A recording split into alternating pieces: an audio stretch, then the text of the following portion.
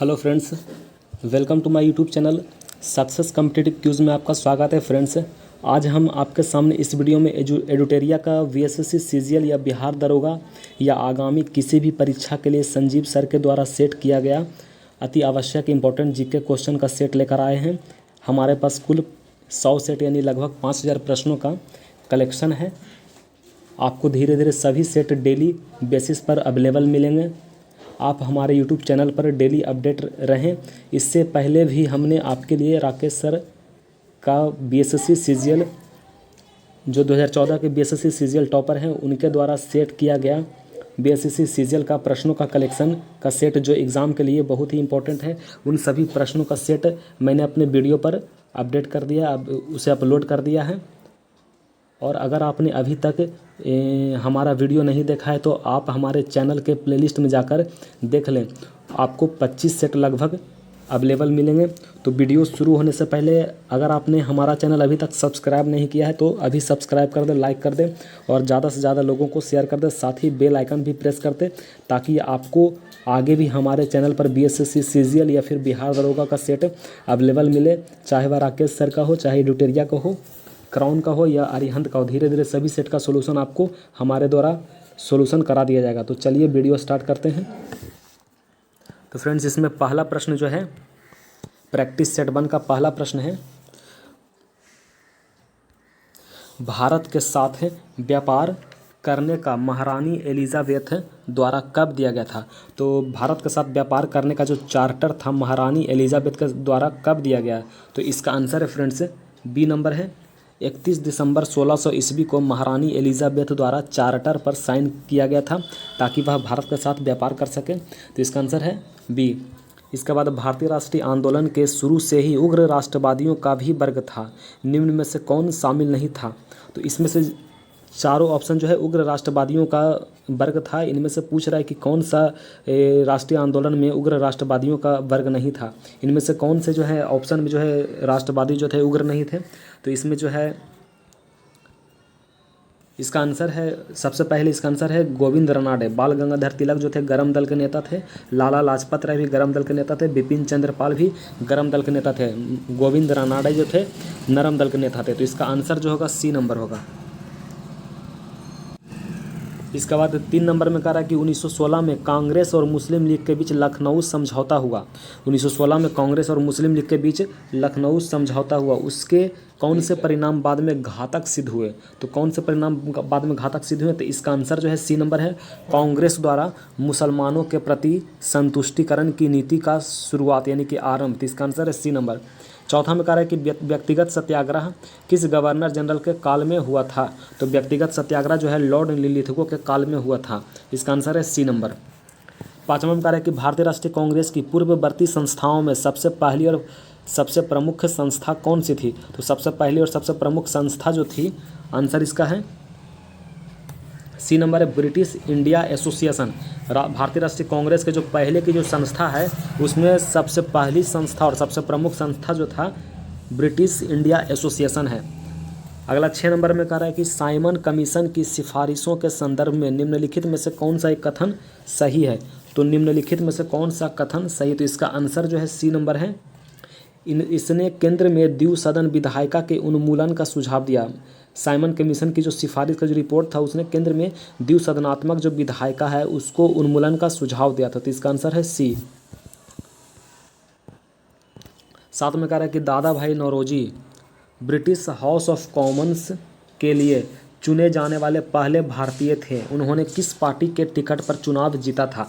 तो दादा भाई नौरोजी जो थे लिबरल पार्टी के टिकट पर चुनाव जीते थे और उन्हें ब्रिटिश हाउस ऑफ कॉमन्स के लिए चुना गया था। तो इसका आंसर है डी नंबर, लिबरल पार्टी। 8 में कह रहा है कि भारत पर हुनों का प्रथम आक्रमण किस शासक के समय हुआ। तो भारत पर हुनों का सबसे पहला आक्रमण जो था स्कंदगुप्त के शासन में हुआ था। 9 नंबर में कह रहा है कि ऐहोल अभिलेख किस शासक से संबंधित है। तो ऐहोल अभिलेख जो है पुलकेशिन द्वितीय से संबंधित है। 10 में कह रहा है कि सत्यमेव जयते किस उपनिषद से लिया गया। तो इसका आंसर है मुंडकोपनिषद से लिया गया है। 11 में कह रहा है कि महावस्तु महात्मा बुद्ध की जीवन वृतांत है। तो महावस्तु जो है महात्मा बुद्ध की जीवन वृतांत है। इसका संबंध किस शाखा से है? तो इसका संबंध जो है महायान शाखा से है। 12 में कह रहा है कि अकबर द्वारा बनाए गए उपासना भवन का क्या नाम है? तो अकबर ने एक उपासना भवन बनाया था जिसका नाम है इबादत खाना। वहाँ जाकर लोग पूजा कर सकते हैं या फिर अल्लाह का इबादत कर सकते हैं। तो अकबर द्वारा जो बनाया गया उपासना भवन उसका नाम है इबादत खाना। 13 में कह रहा है कि सुप्रसिद्ध संगीतकार तानसेन और बैजू बावरा किसके शासनकाल में सुविख्यात थे? तो यह अकबर के शासनकाल में सुविख्यात थे। 14 में कह रहा है कि न्यू कैंसिल पोर्ट जो दुनिया का सबसे बड़ा कोयला निर्यात बंदरगाह है यह किस देश में? तो न्यू कैसल पोर्ट जो है कहाँ स्थित है? तो यह जो है ऑस्ट्रेलिया में स्थित है। न्यू कैसल जो पोर्ट है ऑस्ट्रेलिया में है। 15 में कह रहा है कि देशांतर रेखाओं के संबंध में कौन सही है? तो देशांतर रेखाओं के संबंध में कौन सही है? तो इसका आंसर जो है देशांतर के मध्य सबसे अधिक दूरी विषुवत रेखा पर होती है। देशांतर के मध्य जो है सबसे अधिक दूरी विषुवत रेखा पर होती है। तो इसका आंसर फ्रेंड्स है कि देशांतर के मध्य सबसे अधिक दूरी विषुवत रेखा पर। तो 15 का आंसर डी है। इसका 16 में कह रहा है कि उत्तर से शुरू कर दक्षिण की ओर नीचे दी गई पहाड़ियों का सही अनुक्रम क्या है? तो उत्तर दिशा से लेकर दक्षिण दिशा की ओर आरोही क्रम में पहाड़ियों को सजाना है। तो सबसे पहले उत्तर दिशा में जो है फ्रेंड्स नल्ला मलाई पहाड़ी जो है उत्तर दिशा में स्थित है। उसके बाद फ्रेंड्स जवादी, इसका आंसर जो है सी नंबर है। नल्ला मलाई पहाड़ी उत्तर दिशा में शुरू होता है और जवादी पहाड़ी से लेकर अन्नामलाई तक पहुंचता है। तो नल्ला मलाई के बाद जवादी पहाड़ी, उसके बाद नीलगिरी पहाड़ी और सबसे दक्षिण में जो है अन्नामलाई है। तो आंसर इसका सी होगा। 17 में कह रहा है कि कौन सी नदी अपने मार्ग बदलने के लिए प्रख्यात है? तो आप लोग जानते होंगे कि कोसी नदी जो है अपने मार्ग बदलने के लिए सबसे विख्यात है। आंसर इसका बी होगा।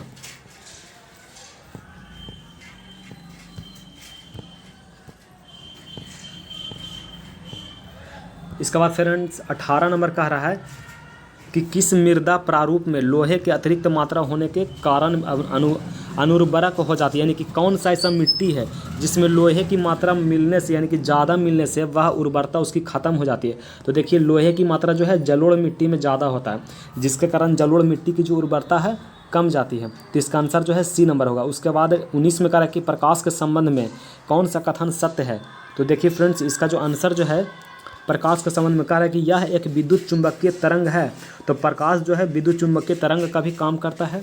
बी में कह रहा है कि यह एक कण प्रकृति है। तो प्रकाश जो है कण प्रकृति के रूप में काम करता है। तो बी नंबर भी सही है। सी में कह रहा है कि यह ऊर्जा का एक रूप है।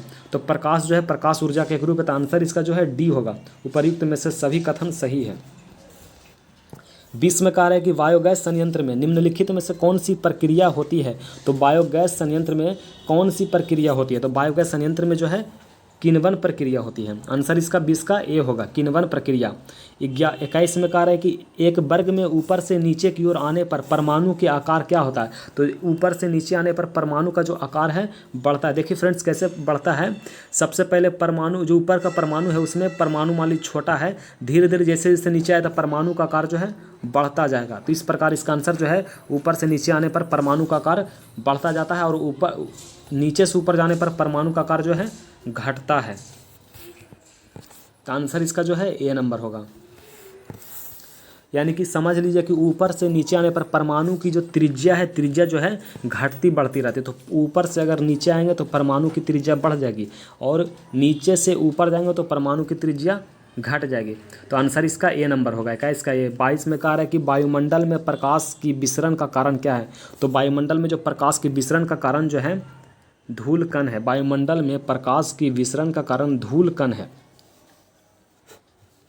23 में कह रहा है कि किसी भी यौगिकों का ऑक्सीकरण संख्या क्या होता है? तो किसी भी यौगिकों का जो ऑक्सीकरण संख्या है वह 0 होता है। ऑक्सीकरण संख्या जो है 0 होता है। किसी भी यौगिकों का ऑक्सीकरण संख्या 0 होता है। अगला फ्रेंड्स VVI प्रश्न है कि सर्प विषरोधी सुई, यानी कि सांप किसी व्यक्ति को काट लेता है तो उसे सुई दिया जाता है, सांप काटने वाला सुई दिया जाता है, उसका इंजेक्शन दिया जाता है।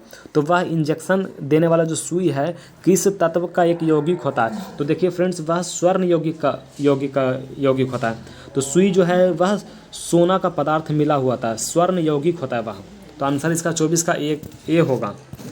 25 में कह रहा है फ्रेंड्स कि दाब का बीमीय सूत्र क्या है। तो दाब का जो बीमीय सूत्र आंसर इसका बी होगा। फ्रेंड्स यहाँ पर थोड़ा सा गलत है, इसका आंसर जो होगा ml-2 होगा। तो दाब का बीमीय सूत्र जो है बी होगा ml-2। इसके बाद 26 नंबर में कह रहे हैं फ्रेंड्स कि जैव सेल क्या है। तो जैव सेल जो है कोयला है, इसका आंसर है कोयला। कोयला जो है जैव सेल है। 27 में कह रहा है कि यादाश्त का संबंध मस्तिष्क के किस भाग से संबंधित है। तो यादाश्त का संबंध जो मस्तिष्क के सेरेब्रम से संबंधित है, सेरिबेलम नहीं, सेरेब्रम। सेरेब्रम से जो है यादाश्त का संबंध है। आंसर इसका डी होगा। 28 में कह रहे हैं कि एक जीवाश्म पक्षी का नाम बताएं जो एक पक्षी की तरह दिखता है लेकिन सरीसृप के जैसी अन्य विशेषताएं उसमें होती है। तो पक्षी की तरह दिखता है लेकिन सांप की तरह रेंगता है, या फिर अन्य विशेषता सांप की तरह सरीसृप की तरह होता है। तो इसका आंसर जो आर्कियोप्टेरिक्स। आर्कियोप्टेरिक्स एक ऐसा जीवाश्म पक्षी है जो दिखता है पक्षी की तरह लेकिन सरीसृप यानी कि घड़ियाल, मगरमच्छ, सांप इसी तरह वह अपना उसमें विशेषता होता है, उसी की तरह व्यवहार करते। तो इसका आंसर बी होगा 28 का। 29 में कह रहे हैं कि मानव शरीर में सबसे अधिक मात्रा में पाया जाने वाला तत्व क्या है। तो सबसे ज़्यादा मानव शरीर में जो है ऑक्सीजन पाया जाता है, O2। 30 में कह रहा है कि परिपथ के किन्हीं दो बिंदुओं के बीच विभवांतर मापने के लिए किसका प्रयोग किया जाता है। तो परिपथ के दो बिंदु के बीच जो है विभवांतर मापने के लिए वोल्टामीटर का प्रयोग किया जाता है। वोल्टामीटर का प्रयोग किया, आंसर इसका बी होगा, वोल्टामीटर का प्रयोग।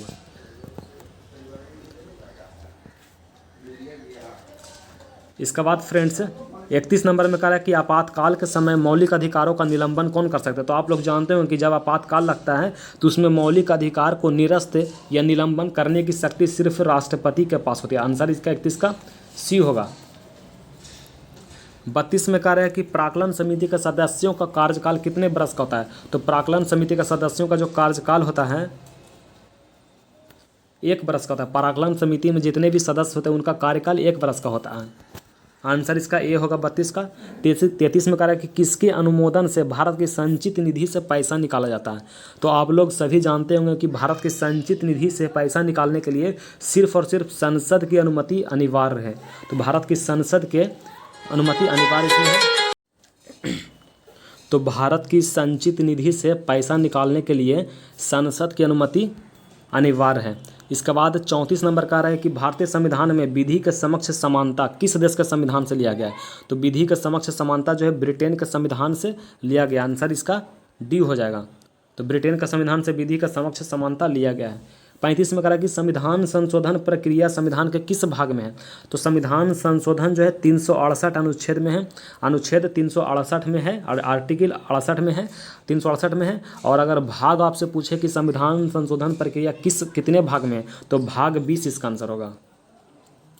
इसके बाद 36 में कह रहा है फ्रेंड्स कि सूची 1 को सूची 2 से मिलाइए। तो देखिए फ्रेंड्स, आप लोग इसमें जानते हो कि सूची 1 में कह रहा है कि भाषाओं का उल्लेख है। तो भाषा का उल्लेख जो है 8वीं अनुसूची में 22 भाषाओं का वर्णन किया गया। इसके बाद फ्रेंड्स कह रहे हैं कि दल बदल निरोध अधिनियम। तो दल बदल कानून जो है 10वीं अनुसूची में वर्णित है। इसके बाद फ्रेंड्स 73वां संविधान संशोधन अधिनियम जो है कईवीं अनुसूची में। तो 73वां संविधान संशोधन अधिनियम 11वीं अनुसूची में है। और भूमि सुधार एवं अधिग्रहण संबंधी अधिनियम जो है 9वीं अनुसूची में है।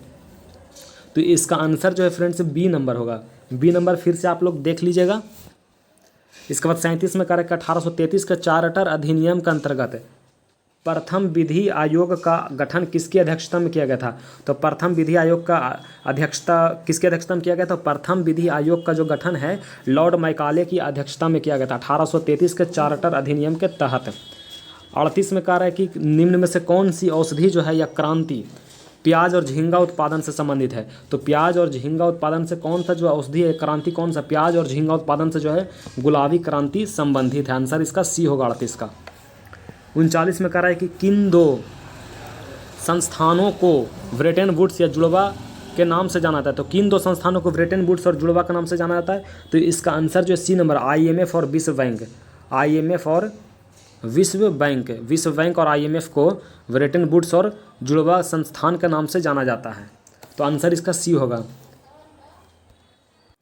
इसके बाद फ्रेंड्स 40 में कह रहा है कि किस वर्ष भारतीय रिजर्व बैंक का राष्ट्रीयकरण किया गया था। तो किस वर्ष भारतीय रिजर्व बैंक का राष्ट्रीयकरण किया था। तो इसका आंसर जो है 1949 है।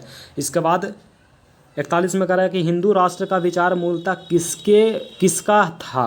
तो हिंदू राष्ट्र का विचार जो है वीडी सावरकर का विचार था। हिंदू राष्ट्र का विचार जो था वीडी सावरकर का था।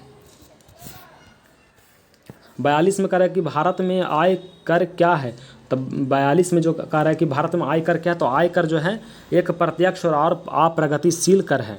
भारत में जो इनकम टैक्स जो है, तो इनकम टैक्स जो है प्रत्यक्ष और प्रगतिशील टैक्स, यानी कि आपसे इनकम टैक्स जो सरकार चोरी छुपे नहीं लेती है, सामने लेती है। तो इनकम टैक्स जो प्रत्यक्ष है, प्रत्यक्ष रूप से आपसे सरकार लेती है, तो प्रत्यक्ष और प्रगतिशील टैक्स है।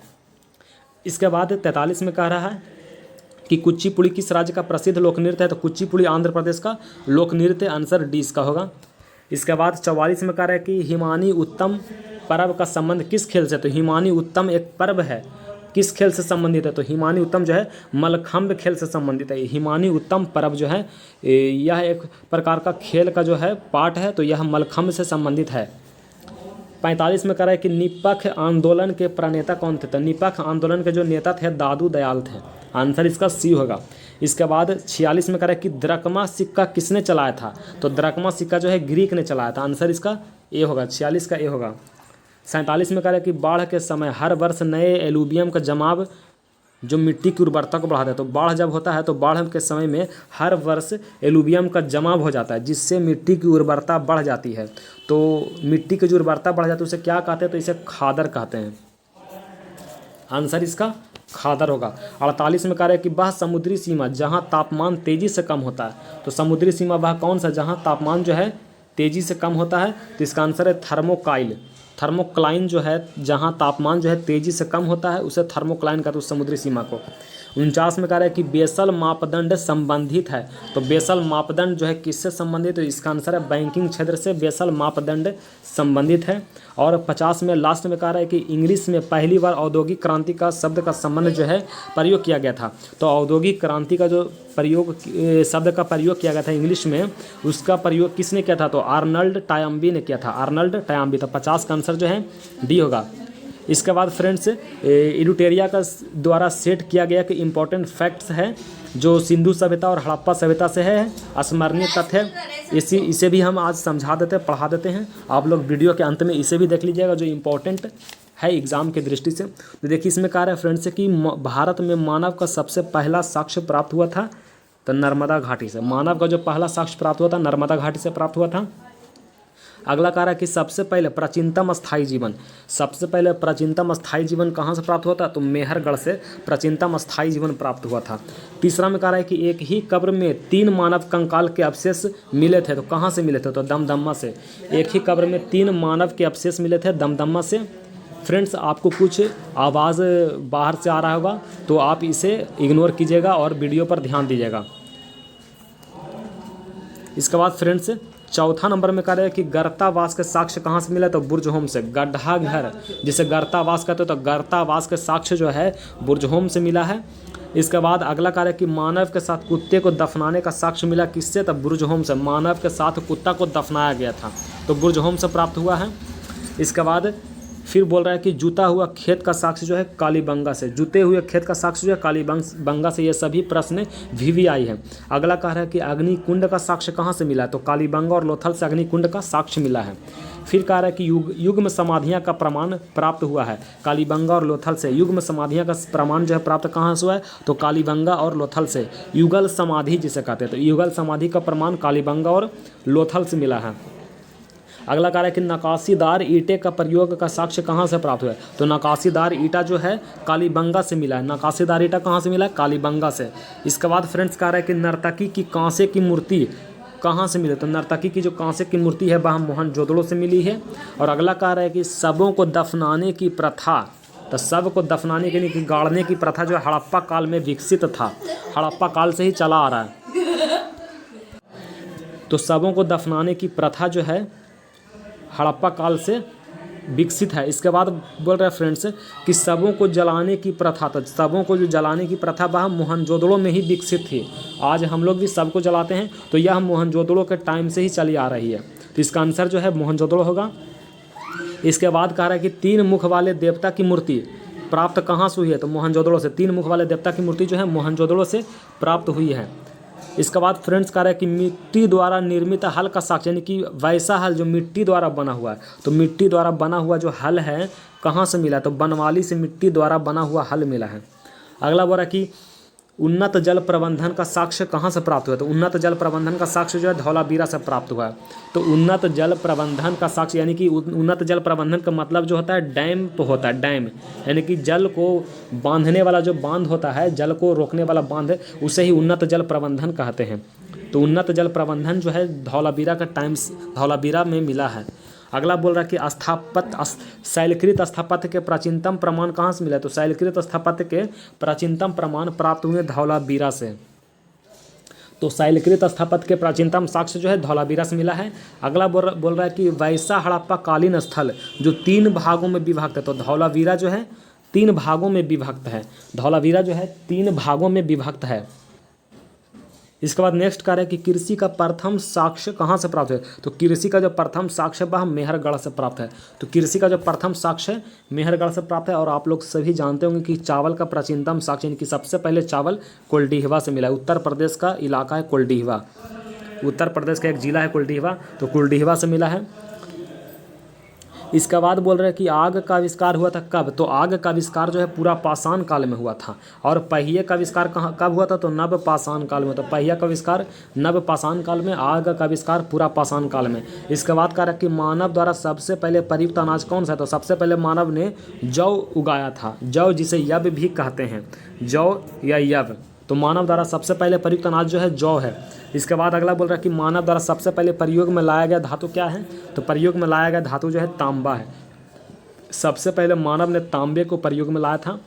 फिर नेक्स्ट कह रहा है 3 प्रश्न और बचे हैं कि राष्ट्रीय मानव संग्रहालय कहाँ स्थित है, तो भोपाल में, राष्ट्रीय मानव संग्रहालय भोपाल में है। अगला कह रहा है कि सिंधु सभ्यता के प्रमुख बंदरगाह थे लोथल और सुरकोटदा। तो सिंधु सभ्यता का प्रमुख बंदरगाह क्या है, तो लोथल और सुरकोटदा। इसके बाद कह रहा है कि हड़प्पा एवं मोहनजोदड़ो को संयुक्त जुड़वा राजधानी किसने कहा था, तो हड़प्पा और मोहनजोदड़ो को संयुक्त जुड़वा राजधानी किसने कहा था, तो पिग्गट ने कहा था। तो फ्रेंड्स इस तरह से आज के प्रश्न, सारे प्रश्न कंप्लीट हुए और आज का सेशन भी कंप्लीट हुआ। तो इसी तरह से आप हमारे वीडियो पर बने रहें, आपको रोज़ एक प्रैक्टिस सेट उपलब्ध मिलेंगे। और अगर आपको हमारा वीडियो अच्छा लगा तो इसे लाइक करें, शेयर करें, सब्सक्राइब करें और ज़्यादा से ज़्यादा लोगों को शेयर कर दें। तो थैंक यू।